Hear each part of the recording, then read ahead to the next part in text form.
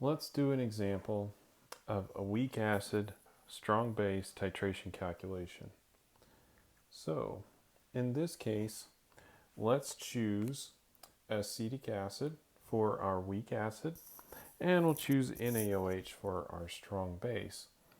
And we'll do pH calculations along the way. So, we want to determine the pH at several different points.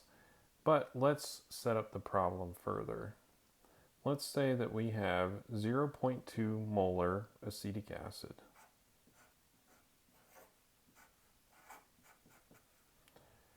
And we have 10 milliliters of it.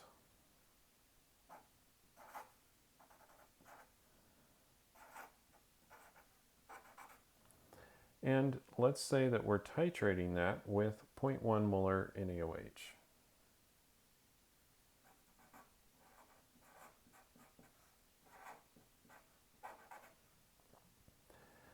Let's ask for the pH at the following volumes. 0 milliliters of our NaOH added, 5 milliliters, 10, 19, 20, and 21. So we'll write those over here. 0, 5, 10, let's see here, I said 19, 20, and 21 milliliters. And this is the volume of NaOH added. All right, we'll do them in order, starting with 0 milliliters of NaOH added. Now, if we don't add any NaOH to this, we just have acetic acid in water. And we should know how to do this calculation because it's simply using an ice table with our Ka. And I should probably note what our Ka value is. And if we look it up in a table, it's 1.76 times 10 to the minus 5.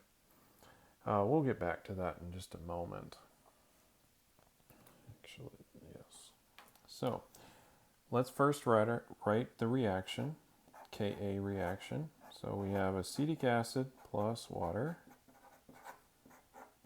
and that's in equilibrium with its weak base component, which is the acetate ion, plus H3O plus.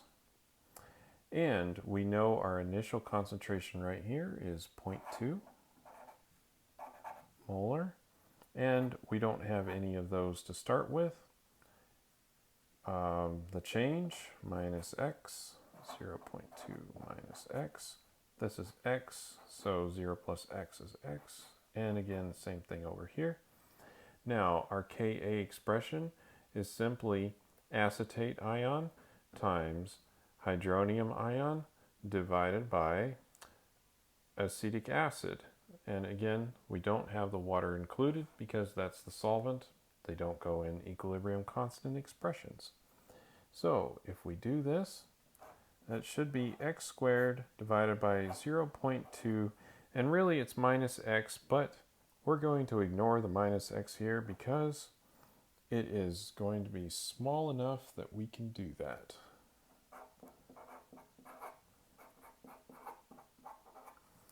(1.76 times 10 to the minus 5 is our Ka value, and we'll solve for x, multiply both sides by 0.2, take the square root.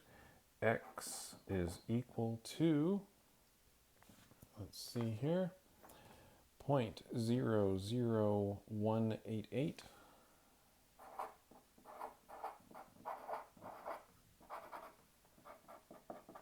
And that's our concentration of H+, so we'll take the negative log of that and record the pH as 2.73.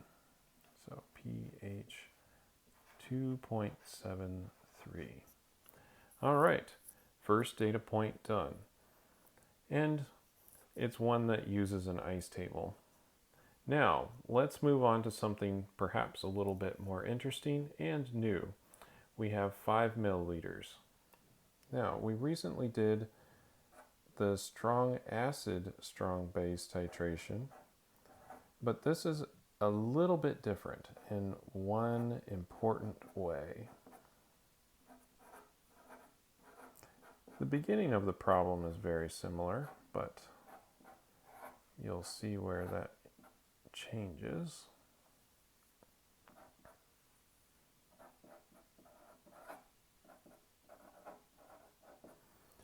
And we'll have the NA in there just because, well, it is there because it was over here, and it's really a spectator, so it's fine if you put it in or leave it out. It's really up to you. It is in there, and so it could be good to write it, but again, it doesn't really have any acid-base properties, so if you left it off, that's okay too. All right. Now, you'll notice here that in this case, we're going to make some weak base. And that will be important for our pH calculations because we won't just have weak acid in the solution left over and then nothing over here that's of importance. This is important. We need to keep track of how much of that we have. So, at the beginning, we don't have any of this in solution. And we have 5 milliliters. Let's see here. Well, let's go this way. We have 10 milliliters times 0.2. That is 2 millimole of this. 10 times 0.2 milliliters. The milli stays on if I don't convert that to liters. Now, 5 milliliters times 0.1. That's half a millimole.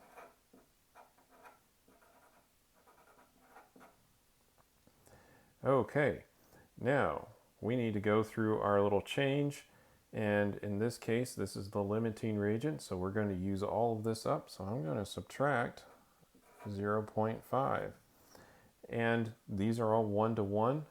It's very typical that these reactions would all be 1 to 1, so it simplifies the math a little bit. So I subtract 0.5 here. I'm going to use up 0.5 of this because I've got 1 proton there to react.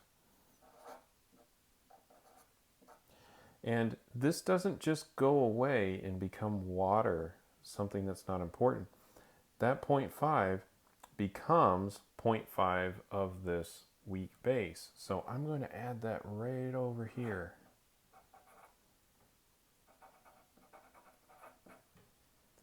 Because again, it doesn't go away. I'm making some product out of it.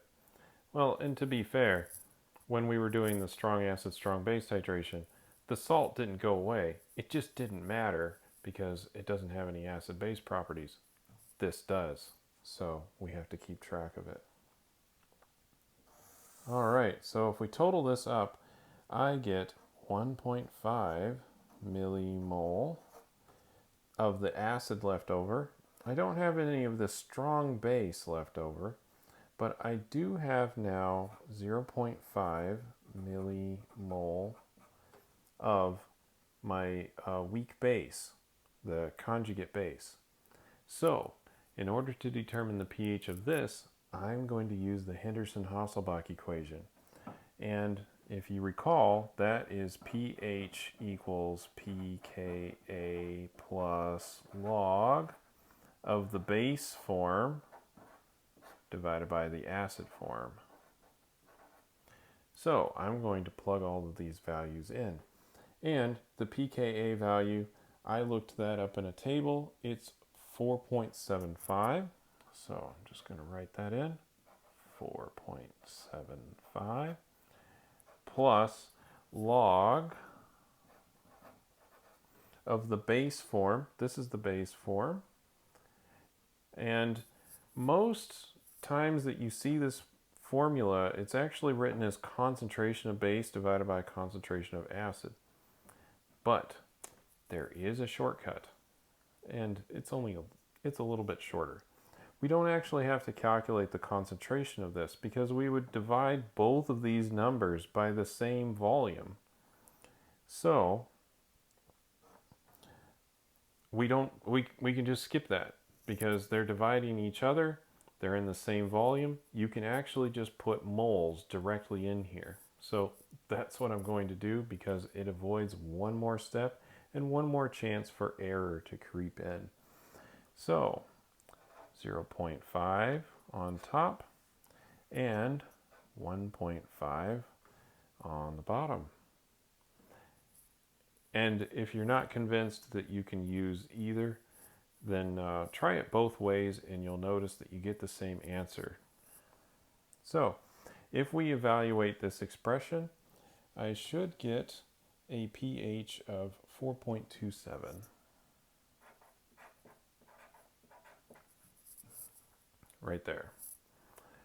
Okay. Wow, we got through one of those. Now, it's actually the same calculation for pH 10 and pH 19. We just changed the values here to 2, still at 2 millimoles. Then for pH 10, we'd have 10 times 0.1, which would be 1 millimole of this. We'd still have none of that at the beginning. And in this case, we'd subtract 1 here, we'd subtract 1 there, leaving us still with 0 because there's still more of this around. And we'd add 1 more over here, and we'd be left with 1 millimole and 1 millimole. And if we put that in the Henderson-Hasselbalch equation, we'll get log of 1, and log of 1 is 0. It's the halfway point. pH equals pKa at that point. So I can just write that down. But feel free to go through the calculation yourself and prove it. Now, let's see here. We're going to run out of space before we get all of these numbers done, so we'll get there. But at 19 milliliters, what we'll end up with, I'm just going to kind of write out what it is here. We're going to have 1.9 millimoles of base, but we'll use that all up because 1.9 is still less than 2. And we'll be left with 0.1 millimole of our acid, and we'll have 1.9 millimole of our base. And if we put that in the Henderson-Hasselbalch equation, we'll just have 4.75 plus log of the base form, which is now 1.9 over 0.1. And if we do that calculation out, we should get a much larger pH of 6.03 as we near the equivalence point. Now, I'm going to skip ahead to the excess base that we've added, because in this case, this is another ice table, and I'm going to need another piece of paper to do that one. But I think I can fit the 21 milliliters on this same paper. So, right down here, I'm going to have 2 millimole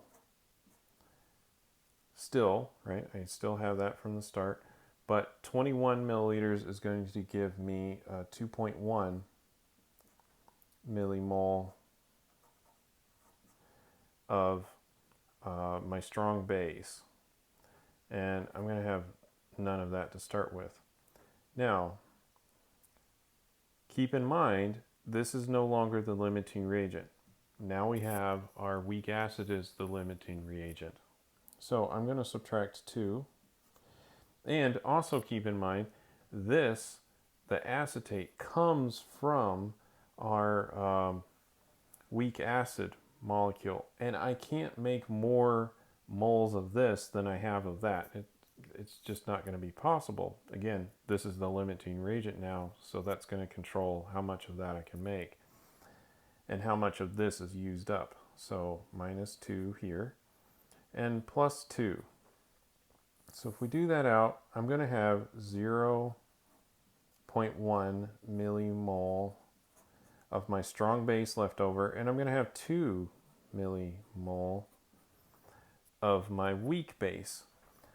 Now, this 2 millimoles of weak base really doesn't matter because it's weak, and it will make very little additional OH minus. So little it doesn't matter. So all we need to do to determine the pH is figure out what the concentration of this strong base is, and I know how many millimoles I have, and I can use that combined with the information of what the total volume is, which is 21 plus 10, it's 31. 31 milliliters. Millis cancel out. I'm in molarity again. This is the concentration of OH minus in the solution. And so I should be able to just take that, which is 0.00322. We did that in a previous video. I chose the same numbers for some reason. It's easier on me. And we can calculate the pH of that is 11.51. And it's the same as the strong acid, strong base titration because I have the same amount or the same concentration of OH minus in the solution extra. So when we look at that, that is actually a pretty easy calculation to do. We just have to keep in mind that this is strong base and we need to remember how to get pH from the strong base value.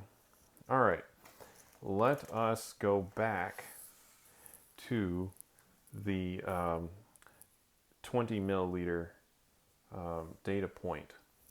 Now, in order to do that, let's see here, make sure I don't go off the screen too far for you. We'll need to write the KB because now we're going to use up all of this. We're going to use up all of that. We're only going to have this in solution. And if you need to see that, that's just 2. We'll have a 2 millimoles here. We'll have 2 millimoles there. We'll have none there. We'll subtract 2 millimoles here. We'll subtract 2 there. We'll be left with 0. And we'll add 2 over here. So we're only going to have 2 millimoles of this left now. So I'm going to write the KB expression for the weak base, which is now the only thing that's left in solution because again we've used that up, plus water goes back to the conjugate acid plus OH minus. Okay, so this is what we have, and now we will need to know the concentration of this species in solution, and we know that we have 2 millimoles, and we know that we started with 10 milliliters, we added 20, so the new total volume is 30. This is the concentration in molarity of the weak base in solution. And we don't start off with any of these in solution. We use them all up during our titration. Now we'll just run through our ice table, but with KB. So minus X, and I've computed this, 0.066, repeating minus X,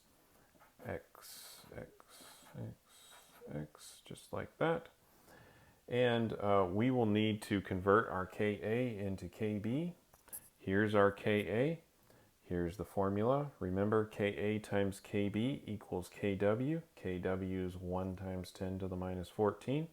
So if we solve that equation for Kb, I get Kw divided by Ka equals Kb. So I'll write that out right here real quick before we get too far. 10 to the minus 14 divided by our Ka.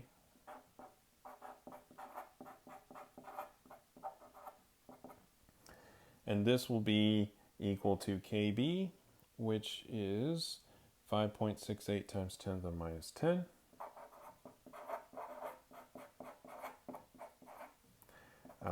And that's Kb, just for reference right there.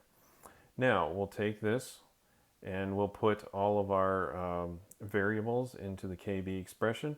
And again, we're going to ignore the minus x here because the Kb is very small compared to our concentration. So we'll have x squared over our concentration.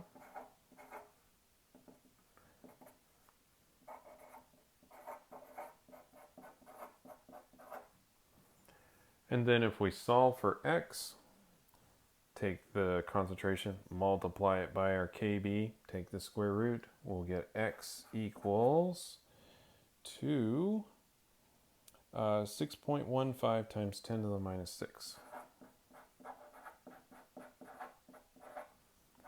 And that's molar OH minus, right? Because x equals OH minus concentration. So we'll just take 14 plus the log of our concentration of OH minus. I'll just write it like this instead of writing the number over again. And I get 8.79. So back over here with our 20 milliliters, I should write 8.79. Wow, we made it. So this is how to do a weak acid with a strong base calculation. I can do a strong acid with a weak base calculation, but we'll have to save that for another video. This one's getting kind of long.